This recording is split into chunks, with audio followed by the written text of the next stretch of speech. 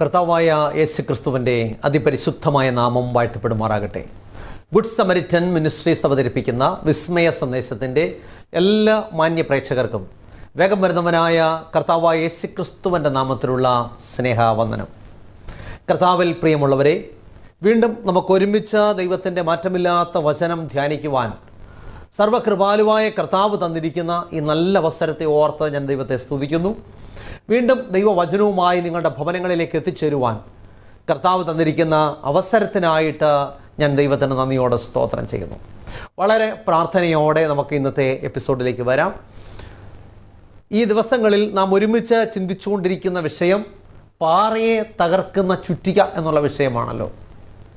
കഴിഞ്ഞ 16 എപ്പിസോഡുകളായിട്ട് നാം ഈ വിഷയം വളരെ ആഴമായിട്ട് ചിന്തിച്ചുകൊണ്ടിരിക്കുകയായിരുന്നു. ഇന്ന് 17ാമത്തെ എപ്പിസോഡിലേക്കാണ് നമ്മൾ കടന്നു വന്നിരിക്കുന്നത്.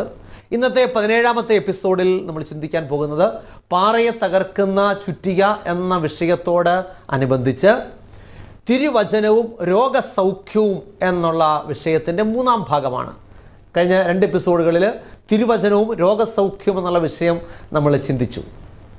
ഇന്ന് തിരുവചനവും രോഗസൗഖ്യവും അതിൻ്റെ 3ാമത്തെ ഭാഗം നമുക്ക് ചിന്തിക്കാം.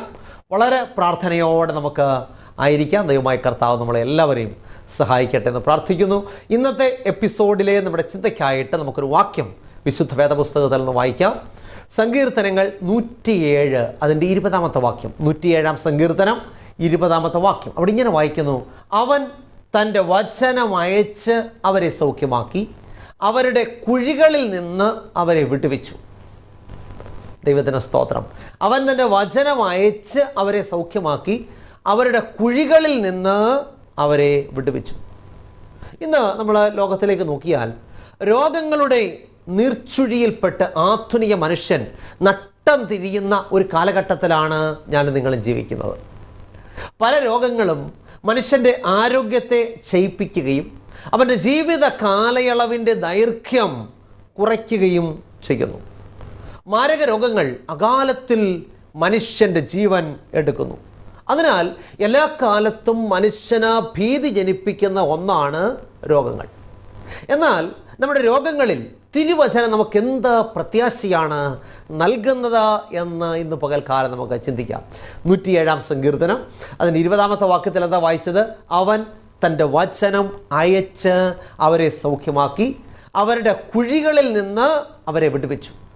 അപ്പോൾ നമ്മെ രക്ഷിപ്പാൻ കഴിവുള്ള, അല്ലെങ്കിൽ നമ്മുടെ രോഗങ്ങളിൽ നിന്ന് നമ്മെ വിടുവിപ്പാൻ ദൈവവചനത്തിന് ശക്തിയുണ്ടെന്ന് തിരുവചനം നമ്മെ പഠിപ്പിക്കുന്നു. അപ്പം നമ്മെ വിടുവിപ്പാനുള്ള ദൈവവചനത്തിൻ്റെ ശക്തി അപാരമാണ്.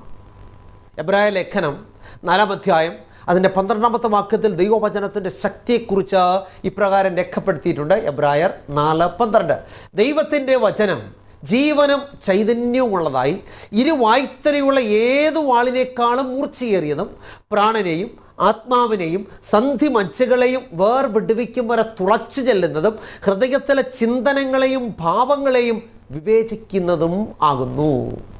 അപ്പം നോക്കിക്കുക, ദൈവവചനത്തിൻ്റെ ശക്തി. ദൈവത്തിൻ്റെ വചനം ജീവനും ചൈതന്യമുള്ളതാണ്. അത് ഇരുവായ്ത്തലയുള്ള ഏത് വാളിനേക്കാളും മൂർച്ചയേറിയതാണ്. നമ്മുടെ പ്രാണനെയും ആത്മാവിനെയും സന്ധിമജ്ജകളെയും വേർവിടുവിക്കും വരെ തുളച്ചു ചെല്ലുവാൻ ശക്തിയുള്ളതാണ്. നമ്മുടെ ഹൃദയത്തിലെ ചിന്തനങ്ങളെയും ഭാവങ്ങളെയും വിവേചിക്കുന്നതാണ് എന്ന ദൈവത്തിൻ്റെ വചനത്തെക്കുറിച്ച് പറയുന്നു. എന്ന് പറഞ്ഞാൽ ഏതു മനുഷ്യൻ്റെയും ഉള്ളിലേക്ക് കടന്നു ചെന്ന് പരിവർത്തനം വരുത്തുവാനും രോഗസൗഖ്യം വരുത്തുവാനും ദൈവത്തിൻ്റെ മാറ്റമില്ലാത്ത തിരുവചനത്തിന് സാധിക്കുന്നു.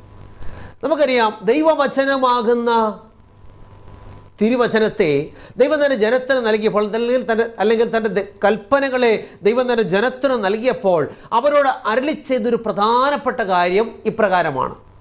എന്താ ദൈവം പറഞ്ഞത്?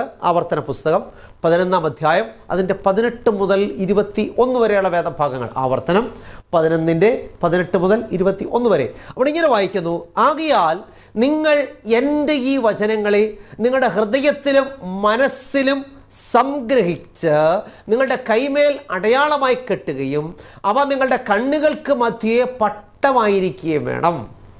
വീട്ടിലിരിക്കുമ്പോഴും വഴി നടക്കുമ്പോഴും കിടക്കുമ്പോഴും എഴുന്നേൽക്കുമ്പോഴും നിങ്ങൾ അവയെക്കുറിച്ച് സംസാരിച്ചുകൊണ്ട് നിങ്ങളുടെ മക്കൾക്കവയെ ഉപദേശിച്ച് കൊടുക്കണം. നിങ്ങളുടെ ദൈവമായ യഹോവ നിങ്ങളുടെ പിതാക്കന്മാർക്ക് കൊടുക്കുമെന്ന് അവരോട് വാഗ്ദത്തം ചെയ്ത ദേശത്ത് നിങ്ങളും നിങ്ങളുടെ മക്കളും ഭൂമിക്ക് മീതെ ആകാശമുള്ള കാലത്തോളം ദീർഘായുസ്സോടിരിക്കേണ്ടതിന് അവയെ നിൻ്റെ വീട്ടിൻ്റെ കട്ടളകളിന്മേലും പടിവാതിലുകളിന്മേലും എഴുതണം. ദൈവത്തിന് സ്തോത്രം. അപ്പോൾ എന്താണ് വചനത്തിൽ വായിച്ചത്? വളരെ പ്രധാനപ്പെട്ടൊരു വേദഭാഗമാണ് വായിച്ചത്. ആകയാൽ നിങ്ങൾ എൻ്റെ ഈ വചനങ്ങളെ നിങ്ങളുടെ ഹൃദയത്തിലും മനസ്സിലും സംഗ്രഹിച്ച് അവയെ നിൻ്റെ കൈമേൽ അടയാളമായി കെട്ടുകയും അവ നിൻ്റെ കണ്ണുകൾക്ക് മധ്യേ പട്ടമായിരിക്കുകയും വേണം. നാം വീട്ടിലിരിക്കുമ്പോഴും വഴി നടക്കുമ്പോഴും കിടക്കുമ്പോഴും എഴുന്നേൽക്കുമ്പോഴും അവയെക്കുറിച്ച് നമ്മുടെ മക്കളോട് സംസാരിച്ച് അവർക്ക് അവയെ ഉപദേശിച്ചു കൊടുക്കണം. എന്തിനാ? ദൈവം നമുക്ക് വാഗ്ദത്തം ചെയ്തിരിക്കുന്ന ദേശത്ത് നാം ദീർഘായുസ്സോടിരിക്കേണ്ടതിന് അവയെ നിൻ്റെ വീടിൻ്റെ കട്ടളകളിന്മേലും പടിവാതിലുകളിന്മേലും എഴുതണം. ശ്രദ്ധിച്ച് കേൾക്കേണ്ട വാക്യമാണ് ആവർത്തനം 11:26 മുതൽ 28 വരെ. ഇതാ ഞാൻ ഇന്ന് അനുഗ്രഹവും ശാപവും നിങ്ങളുടെ മുമ്പിൽ വെക്കുന്നു. ഞാൻ ഇന്ന് നിങ്ങളോട് ആജ്ഞാപിക്കുന്ന നിങ്ങളുടെ ദൈവമായ യഹോവയുടെ കൽപ്പനകൾ നിങ്ങൾ കേട്ടനുസരിച്ച് നടക്കുന്നു എങ്കിൽ അനുഗ്രഹവും, നിങ്ങളുടെ ദൈവമായ യഹോവയുടെ കൽപ്പന അനുസരിക്കാതെ ഞാൻ നിങ്ങളോട് ആജ്ഞാപിക്കുന്ന വഴിയെ വിട്ടുമാറി നിങ്ങൾ അറിഞ്ഞിട്ടില്ലാത്ത അന്യദൈവങ്ങളുടെ പിന്നാലെ ചെല്ലുന്നു എങ്കിൽ ശാപവും വരും. അപ്പം എന്താണ് ഈ വേദഭാഗങ്ങളിലൂടെ നമ്മൾ മനസ്സിലാക്കുന്നത്? ദൈവവചനത്തിൻ്റെ പ്രാധാന്യം എത്രമാത്രം വലുതാണ്, ദൈവവചനത്തിന് നാം എത്രമാത്രം പ്രാധാന്യം നമ്മുടെ ജീവിതത്തിൽ കൊടുക്കണമെന്ന് ഈ തിരുവചനം നമ്മെ ഓർപ്പിക്കുന്നു. അപ്പോൾ ഈ തിരുവചനങ്ങൾ നമ്മൾ മനസ്സിലാക്കിയത് ദൈവത്തിൻ്റെ മാറ്റമില്ലാത്ത തിരുവചനത്തെ നമ്മുടെ ഹൃദയത്തിലും മനസ്സിലും എന്ത് ചെയ്യണം? സംഗ്രഹിക്കണം. നമ്മുടെ കൈമേൽ അതിനെ അടയാളമായി കെട്ടണം. എന്ന് പറഞ്ഞാൽ എന്താ അർത്ഥം? നമ്മുടെ പ്രവൃത്തികൾ ദൈവവചനത്തിന് അനുസൃതമായിട്ടുള്ളത് ആയിരിക്കണം. അപ്പോൾ ദൈവവചനമാകുന്ന പ്രമാണത്തെ നൽകിയ ദൈവം 2 കാര്യം നമ്മുടെ മുമ്പിൽ വെച്ചു. 1 അനുഗ്രഹവും, 2 ശാപവും. ഏത് വേണമെങ്കിലും നമുക്ക് തിരഞ്ഞെടുക്കാം. നാം ദൈവിക കൽപ്പനകളെ, ദൈവിക പ്രമാണങ്ങളെ അനുസരിച്ചാൽ നമുക്ക് അനുഗ്രഹവും, നാം അവയെ വിട്ടുമാറി നമുക്ക് തോന്നുന്നത് പോലെ ജീവിച്ചാൽ ശാപവും വരുമെന്ന് ദൈവത്തിൻ്റെ വചനം വ്യക്തമായിട്ട് നമ്മെ പഠിപ്പിക്കുന്നു. അപ്പോൾ അപ്രകാരം വരുന്ന ശാപങ്ങളുടെ കൂട്ടത്തിൽ ധാരാളം രോഗങ്ങളും ഉണ്ടെന്ന് നമുക്ക് കാണുവാനായിട്ട് സാധിക്കും. എന്ന് പറഞ്ഞാൽ ഇന്ന് മനുഷ്യരെ ബാധിക്കുന്ന പല രോഗങ്ങളും ദൈവകൽപ്പനകൾ അനുസരിക്കാതെ നടക്കുന്നതിൻ്റെ ഫലമായിട്ട് വരുന്ന ശാപങ്ങളുടെ കൂട്ടത്തിലുള്ളവയാണ്. നമുക്ക് നോക്കാം ആവർത്തന പുസ്തകം അതിൻ്റെ 28-ാം അധ്യായം 58 മുതൽ 60 വരെയുള്ള വേദഭാഗങ്ങൾ. ആവർത്തനം 28-ന്റെ 58 മുതൽ 60 വരെ. അവിടെ ഇങ്ങനെ വായിക്കുന്നത്: നിന്റെ ദൈവമായ യഹോവ എന്ന മഹത്വം ഭയങ്കരവുമായ നാമത്തെ ഭയപ്പെട്ട് ഈ പുസ്തകത്തിൽ എഴുതിയിരിക്കുന്ന ഈ ന്യായപ്രമാണത്തിലെ സകല വചനങ്ങളും കേട്ടനുസരിച്ച് നടക്കാഞ്ഞാൽ യഹോവ നിന്റെ മേലും നിന്റെ സന്തതിയുടെ മേലും നീണ്ടു നിൽക്കുന്ന അപൂർവമായ മഹാബാധകളും നീണ്ടു നിൽക്കുന്ന വല്ലാത്ത രോഗങ്ങളും വരുത്തും. നീ പേടിക്കുന്ന മിസ്രൈമിലെ വ്യാധികളൊക്കെ അവൻ നിന്റെ മേൽ വരുത്തും, അവ നിന്നെ പറ്റിപ്പിടിക്കും. അപ്പം തിരുവചനം എന്താ പറയുന്നത്? നിന്റെ ദൈവമായ യഹോവ എന്ന മഹത്വം ഭയങ്കരവുമായ നാമത്തെ നീ ഭയപ്പെട്ട് ഈ പുസ്തകത്തിൽ എഴുതിയിരിക്കുന്ന ഈ ന്യായപ്രമാണത്തിലെ സകല വചനങ്ങളും കേട്ടനുസരിച്ച് നടക്കാഞ്ഞാൽ യഹോവ നിന്റെ മേലും നിന്റെ സന്തതിയുടെ മേലും നീണ്ടു നിൽക്കുന്ന അപൂർവമായ മഹാബാധകളും വല്ലാത്ത രോഗങ്ങളും വരുത്തും. നീ പേടിക്കുന്ന മിസ്രൈമിലെ വ്യാധികളൊക്കെയും അവൻ നിന്റെ മേൽ വരുത്തും, അവ നിന്നെ പറ്റിപ്പിടിക്കുമെന്ന് ദൈവത്തിൻ്റെ വചനം നമ്മെ പഠിപ്പിക്കുന്നു. അപ്പോൾ നാം ദൈവവചനം അനുസരിക്കാഞ്ഞാൽ നമുക്കുണ്ടാകുന്ന രോഗങ്ങളെപ്പറ്റിയാണ് ഈ വാക്യത്തിലൂടെ വിവരിച്ചിരിക്കുന്നത്. അപ്പോൾ ദൈവവചനങ്ങളോടുള്ള അനുസരണമില്ലായ്മ നമ്മെ പല രോഗങ്ങളിലേക്കും നയിക്കുന്നു. അപ്പോൾ വചനം പറയുന്നത് യഹോവ നിന്റെ മേലും നിന്റെ സന്തതിയുടെ മേലും നീണ്ടു നിൽക്കുന്ന അപൂർവമായ മഹാബാധകളും നീണ്ടു നിൽക്കുന്ന വല്ലാത്ത രോഗങ്ങളും വരുത്തും. ചോദ്യം: ആരുടെ മേലാണിത് വരുത്തുന്നത്? ദൈവവചനം അനുസരിക്കാത്തവരുടെ മേലാണ്. എന്നാൽ ദൈവവചനം അനുസരിച്ച് ജീവിച്ചാൽ രോഗങ്ങളിൽ നിന്നും വിടുതൽ പ്രാപിക്കുവാനായിട്ട് നമുക്ക് സാധിക്കും. നാം വിശുദ്ധ വേദപുസ്തകം പഠിക്കുമ്പോൾ തിരുവചനം അനുസരിച്ച് രോഗസൗഖ്യം പ്രാപിച്ച അനേകരുടെ ഉദാഹരണങ്ങൾ നമുക്ക് ദൈവവചനത്തിലൂടെ കാണുവാനായിട്ട് സാധിക്കും. 2 രാജാക്കന്മാരുടെ പുസ്തകം 5-ാം അധ്യായം പഠിക്കുമ്പോൾ അവിടെ ദൈവവചനം അനുസരിച്ച് രോഗസൗഖ്യം പ്രാപിച്ച ഒരു വ്യക്തിയെക്കുറിച്ച് രേഖപ്പെടുത്തിയിട്ടുണ്ട്. അരാം രാജാവിൻ്റെ സേനാപതിയായിരുന്ന നയമാൻ്റെ അനുഭവമാണ് 2 രാജാക്കന്മാരുടെ പുസ്തകം 5-ാം അധ്യായത്തിൽ രേഖപ്പെടുത്തിയിരിക്കുന്നത്. നമുക്കറിയാം, നയമാൻ വളരെ പരാക്രമശാലിയും മഹാനും ഒക്കെയായിരുന്നു. പക്ഷേ അതേസമയം നയമാൻ കുഷ്ഠരോഗിയായിരുന്നു. ഈ കുഷ്ഠരോഗത്തിൻ്റെ അവസ്ഥ നയമാനെ വല്ലാതെ ഭീതിപ്പെടുത്തുകയും ആകുലപ്പെടുത്തുകയും ദുഃഖിപ്പിക്കുകയും ഒക്കെ ചെയ്തിരുന്ന ഒരു കാര്യമാണ്. അങ്ങനെ ഇരിക്കെ ഒരു ദിവസം നയമാൻ്റെ ഭാര്യയ്ക്ക് ശുശ്രൂഷ ചെയ്തു പോന്ന ഇസ്രായേൽക്കാരത്തിയായ ഒരു പെൺകുട്ടി ഉണ്ടായിരുന്നു.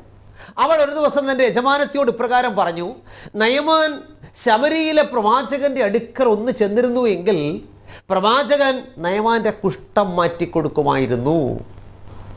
അപ്പം ഇപ്രകാരം ഈ പെൺകുട്ടിയുടെ ഉപദേശം അനുസരിച്ച് നയമാൻ എന്ത് ചെയ്തു? അരാം രാജാവിൻ്റെ അനുവാദത്തോടുകൂടി ഇസ്രായേലിലെ പ്രവാചകനായ എലീശയുടെ വീട്ടുപടിക്കൽ ചെന്ന് നിന്നു. നമ്മുടെ 2 രാജാക്കന്മാരുടെ പുസ്തകം അതിൻ്റെ 5-ാം അധ്യായം 10 മുതൽ 14 വരെയുള്ള വേദഭാഗങ്ങൾ പഠിക്കുമ്പോൾ 2 രാജാക്കന്മാർ അതിൻ്റെ 5-ാം അധ്യായം 10 മുതൽ 14 വരെ അവിടെ ഇങ്ങനെ രേഖപ്പെടുത്തിയിരിക്കുന്നു. എലീശ ആളയച്ചു, നീ ചെന്ന് യോർദാനിൽ 7 പ്രാവശ്യം കുളിക്കാം, അപ്പോൾ നിന്റെ ശരീരം മുമ്പിലത്തെ പോലെയായി നീ ശുദ്ധമായി തീരുമെന്ന് പറഞ്ഞു. ഇത് കേട്ട് നയമാൻ വളരെ ക്രുദ്ധിച്ച് പുറപ്പെട്ടു. നയമാൻ ചിന്തിച്ചത്, അവൻ തന്നെ പുറത്തു വന്ന് അടുത്ത് നിന്ന് തൻ്റെ ദൈവമായ യഹോവയുടെ നാമം വിളിച്ച് പ്രാർത്ഥിച്ച് അവൻ്റെ കൈ ആ സ്ഥലത്തിന്മീതെ ആട്ടി ഇങ്ങനെ കുഷ്ഠരോഗിയെ സൗഖ്യമാക്കുമെന്ന് ഞാൻ വിചാരിച്ചു. നയമാൻ്റെ ചിന്തയാണ്, ദമ്മേശേക്കിലെ നദികളായ അബാനയും പർപ്പരും ഇസ്രായേൽ ദേശത്തിലെ സകല വെള്ളങ്ങളെക്കാളും നല്ലതല്ലയോ, അവയിൽ കുളിച്ചെനിക്ക് ശുദ്ധനാകരുതോ എന്ന് പറഞ്ഞ് നയമാൻ ക്രോധത്തോടെ പോയി.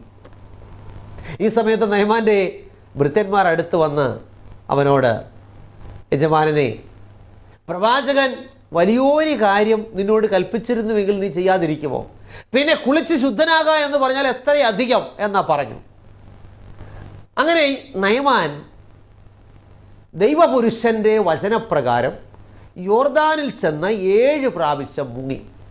നമ്മൾ അടുത്ത വാക്യത്തിൽ വായിക്കുന്നത്, അവൻ്റെ ദേഹം ചെറിയ ബാലൻ്റെ ദേഹം പോലെയായി അവൻ ശുദ്ധനായി തീർന്നു. ഇവിടെ എങ്ങനെയാണ് നയമാന് സൗഖ്യം ലഭിച്ചത്? വാക്യം 14 വായിക്കുന്നത്, അവൻ ദൈവപുരുഷൻ്റെ വചനപ്രകാരം ചെന്ന് യോർദാനിൽ 7 പ്രാവശ്യം മുങ്ങി, അവൻ്റെ ദേഹം ചെറിയ ബാലൻ്റെ ദേഹം പോലെയായി അവൻ ശുദ്ധനായി തീർന്നു. അപ്പോൾ വചനം വളരെ വ്യക്തമായിട്ട് പറയുന്നുണ്ട്, നയമാന് രോഗസൗഖ്യം ലഭിച്ചതിൻ്റെ കാരണം അവൻ ദൈവപുരുഷൻ്റെ വചനപ്രകാരം പ്രവർത്തിച്ചത് കൊണ്ടാണ്. എന്ന് പറഞ്ഞാൽ ദൈവവചനം അനുസരിച്ചപ്പോഴാണ് നയമാന് തൻ്റെ കുഷ്ഠരോഗത്തിൽ നിന്നും വിടുതൽ ഉണ്ടായത്. നാം ദൈവവചനം കൃത്യമായിട്ടനുസരിച്ചാൽ നമ്മുടെയും രോഗങ്ങളിൽ നിന്ന് നമുക്ക് വിടുതൽ പ്രാപിക്കുവാനായിട്ട് സാധിക്കും. പുറപ്പാട് പുസ്തകം അതിൻ്റെ 15-ാം അധ്യായം 26-ാമത്തെ വാക്യത്തിൽ ഇങ്ങനെ വായിക്കുന്നത്, പുറപ്പാട് 15:26, നിന്റെ ദൈവമായ യഹോവയുടെ വാക്ക് നീ ശ്രദ്ധയോടെ കേട്ട് അവന് പ്രസാദമുള്ളത് ചെയ്യുകയും അവൻ്റെ കൽപ്പനകളെ അനുസരിച്ച് അവൻ്റെ സകല വിധികളും പ്രമാണിക്കുകയും ചെയ്താൽ ഞാൻ മിസ്രൈമ്യർക്ക് വരുത്തിയ വ്യാധികളിലൊന്നും നിനക്ക് വരുത്തുകയില്ല, ഞാൻ നിന്നെ സൗഖ്യമാക്കുന്ന യഹോവയാകുന്നു എന്ന് അരുളിച്ചെയ്തു. അപ്പോൾ വചനം എന്താ പറയുന്നത്? നിന്റെ ദൈവമായ യഹോവയുടെ വാക്ക് നീ ശ്രദ്ധയോടെ കേട്ട് അവനെ പ്രസാദമുള്ളത് ചെയ്യുകയും അവൻ്റെ കൽപ്പനകളെ അനുസരിച്ച് അവൻ്റെ സകല വിധികളും പ്രമാണിക്കുകയും ചെയ്താൽ, കണ്ടീഷനാണ്, ഞാൻ മിസ്രൈമ്യർക്ക് വരുത്തിയ വ്യാധികളിൽ ഒന്നും നിനക്ക് വരുത്തുകയില്ല, ഞാൻ നിന്നെ സൗഖ്യമാക്കുന്ന യഹോവയാകുന്നു എന്ന് അരുളിച്ചെയ്തു. അപ്പോൾ ദൈവവചനത്തിൽ നാം തിരുവചനം പഠിക്കുമ്പോൾ എത്ര കൃത്യമായിട്ടാണ് ദൈവവചനം അനുസരിക്കേണ്ടതിൻ്റെ പ്രാധാന്യത്തെക്കുറിച്ച് ഈ പുസ്തകത്തിൽ രേഖപ്പെടുത്തിയിരിക്കുന്നത്. അപ്പോൾ ദൈവവചനത്തോടുള്ള അനുസരണം നമ്മെ രോഗസൗഖ്യത്തിലേക്ക് നയിക്കും. എന്നാൽ ഇന്ന് നമുക്കറിയാം, ദൈവത്തിൻ്റെ പ്രതിയോഗിയായ പിശാച് അനേകരുടെ ഹൃദയങ്ങളിൽ പ്രവർത്തിക്കുന്നതിൻ്റെ ഫലമായി അനേകർ ദൈവവചനത്തിന് പുറംതിരിഞ്ഞ് നിൽക്കുന്നവരായിട്ട് മാറിയിരിക്കുന്നു. പാറയെ തകർക്കുന്ന ചുറ്റുകിയാകുന്ന ദൈവത്തിൻ്റെ മാറ്റമില്ലാത്ത തിരുവചനം പറയുന്നു, ഞാൻ നിന്നെ സൗഖ്യമാക്കുന്ന യഹോവയാകുന്നു. എന്നാൽ ദൈവത്തിലോ ദൈവവചനത്തിലോ വിശ്വാസമില്ലാത്ത അനേകർ രോഗസൗഖ്യത്തിനായി പല മാർഗങ്ങളും ആശ്രയിക്കുന്നു, അല്ലെങ്കിൽ മാനുഷികമായിട്ടുള്ള വഴികൾ തേടുന്നതായിട്ട് കാണുവാനായിട്ട് സാധിക്കുന്നു. അതിനെക്കുറിച്ച് ഹോശയ്യ പ്രവാചകന്റെ പുസ്തകം 5-ാം അധ്യായത്തിൽ 11 മുതൽ 13 വരെയുള്ള വേദഭാഗങ്ങളിൽ ഇപ്രകാരം രേഖപ്പെടുത്തിയിരിക്കുന്നു. ഹോശയ്യ അതിൻ്റെ 5, 11 മുതൽ 13 വരെയുള്ള വേദഭാഗങ്ങൾ, എഫ്രയീമിന് മാനുഷ്യകൽപ്പന അനുസരിപ്പാൻ ഇഷ്ടം ഇഷ്ടം തോന്നിയതുകൊണ്ട് അവൻ പീഡിതനും വ്യവഹാരത്തിൽ തോറ്റവനും ആയിരിക്കുന്നു. അതുകൊണ്ട് ഞാൻ എഫ്രയീമിന് പുഴുവും യഹൂദ ഗൃഹത്തിന് ദ്രവത്വവുമായിരിക്കും. എഫ്രയീം തൻ്റെ വ്യാധിയും യഹൂദ തൻ്റെ മുറിവും കണ്ടപ്പോൾ എഫ്രയീം അശ്ശൂരിൽ ചെന്ന് യുദ്ധതൽപരനായ രാജാവിൻ്റെ അടുക്കൽ ആളയച്ചു. എന്നാൽ അവൻ്റെ രോഗം നിങ്ങളെ സൗഖ്യമാക്കുവാനും നിങ്ങളുടെ മുറിവ് പൊറപ്പിപ്പാനും അവന് കഴിഞ്ഞില്ല. അപ്പോൾ മാനുഷിക കരങ്ങളിൽ ആശ്രയിച്ചാലുള്ള ദോഷത്തെക്കുറിച്ചാണ് ഈ വാക്യത്തിൽ രേഖപ്പെടുത്തിയിരിക്കുന്നത്. എഫ്രയീമിന് മാനുഷ്യകൽപ്പന അനുസരിപ്പാൻ ഇഷ്ടം തോന്നിയത് കൊണ്ട് അവൻ പീഡിതനും വ്യവഹാരത്തിൽ തോറ്റവനുമായിരിക്കുന്നു. നാം അനുസരിക്കേണ്ടത് മനുഷ്യകൽപ്പനകളല്ല, പിന്നെയോ ദൈവത്തിൻ്റെ മാറ്റമില്ലാത്ത തിരുവചനമാണ്. ദൈവത്തിൻ്റെ സ്തോത്രം. അങ്ങനെയായാൽ നമ്മുടെ രോഗങ്ങൾക്ക് വേഗത്തിൽ സൗഖ്യമുണ്ടാകുമെന്ന ദൈവത്തിൻ്റെ മാറ്റമില്ലാത്ത തിരുവചനം നമ്മെ പഠിപ്പിക്കുകയാണ്. ഇന്ന് ദൈവവചനത്തോടുള്ള നമ്മുടെ സമീപനം എങ്ങനെയാണ്? വചനം അനുസരിക്കുവാൻ നാം മനസ്സ് കാണിക്കാറുണ്ടോ?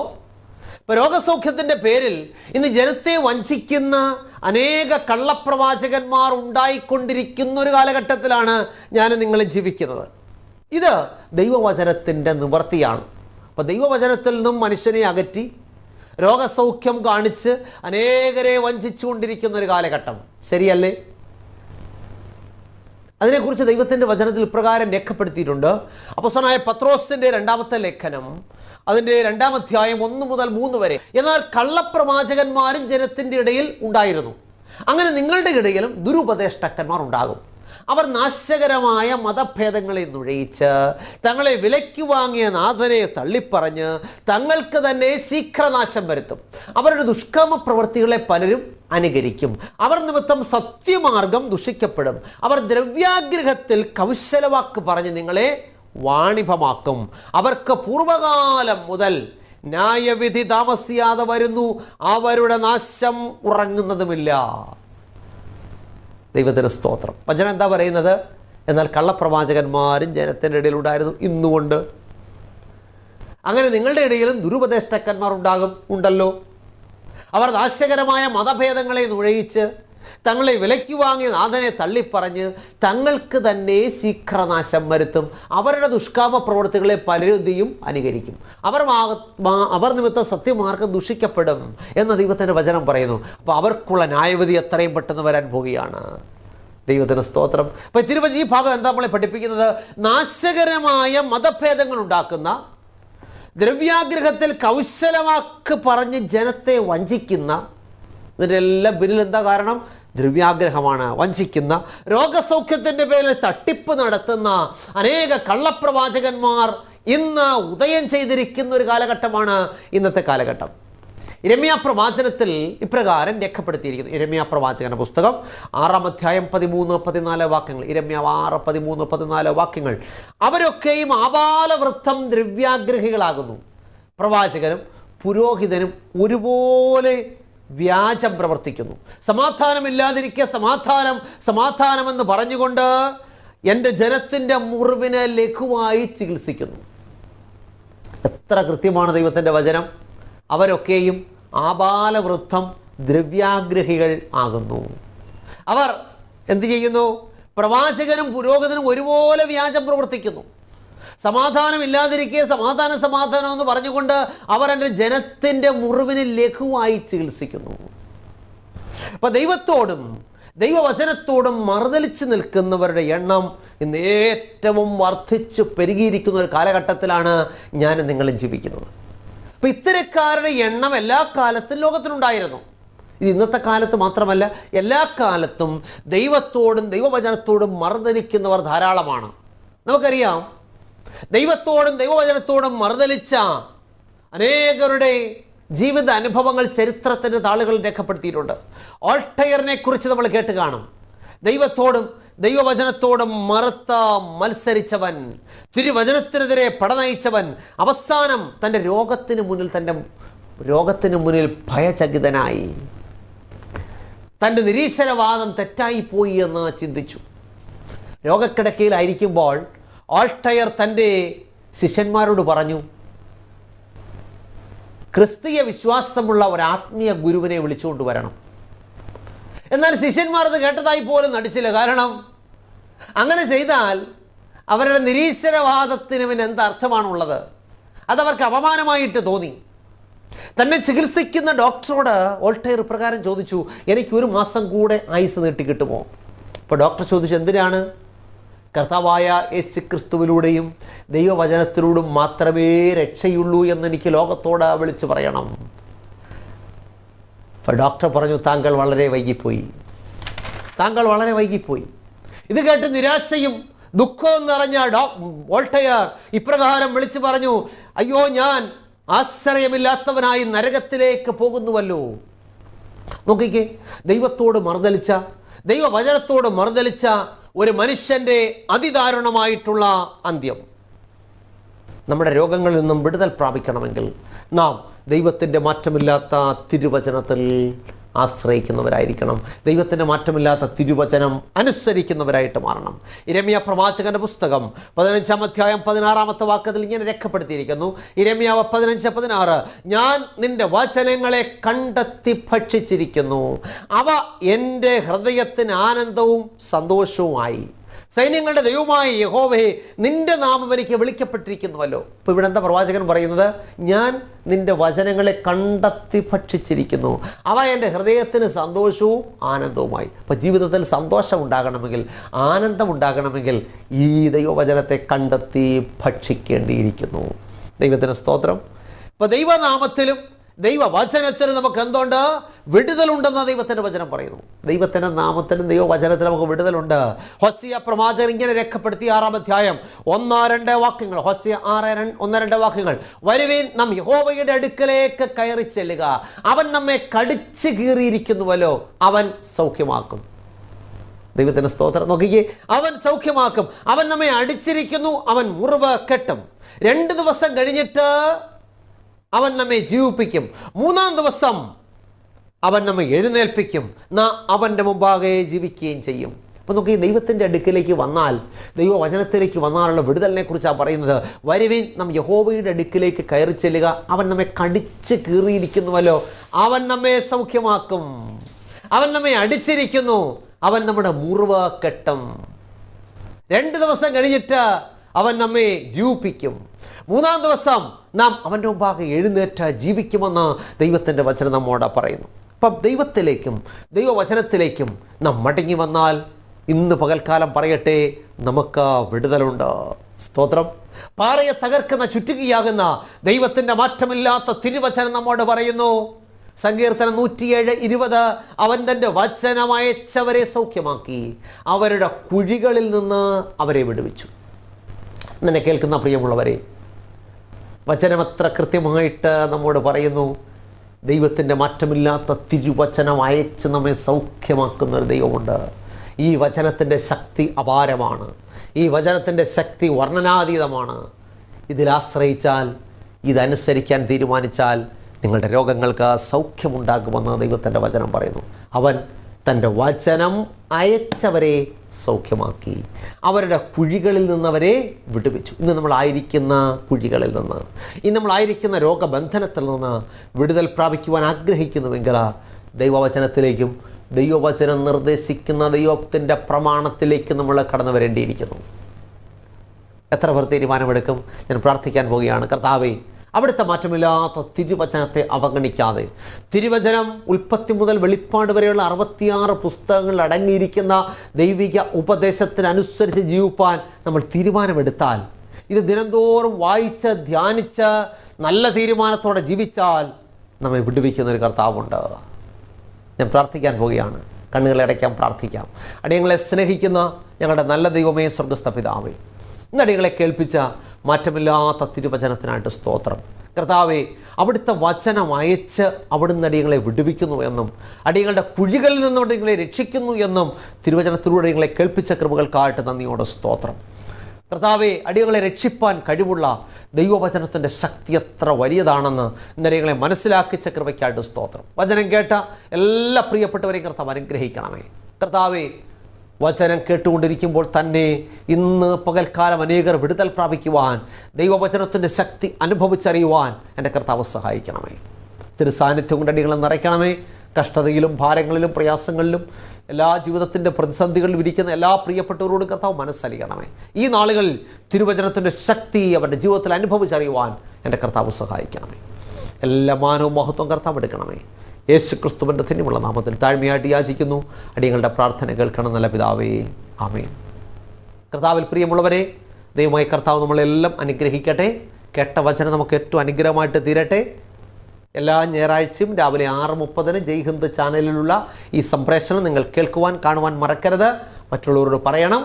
ഒരുപക്ഷെ നിങ്ങൾക്ക് TV സ്ക്രീനിലൂടെ ഇത് കാണുവാനുള്ള അവസരമില്ല എന്നുണ്ടെങ്കിൽ യൂട്യൂബിൽ ജോയ്മോൻ മത്തായി എന്ന് ടൈപ്പ് ചെയ്താൽ നിങ്ങൾക്ക് ഈ പ്രസംഗങ്ങളെല്ലാം കേൾക്കുവാനും ദൈവവചനം പഠിക്കുവാനും ഒക്കെ സാധിക്കും. മറ്റുള്ളവർക്ക് ഷെയർ ചെയ്യാൻ സാധിക്കും. അപ്രകാരം അനേകരെ സത്യത്തിലേക്ക് നടത്തുവാനും നാം സത്യത്തിൽ വളരുവാനും കർത്താവ് സഹായിക്കട്ടെ.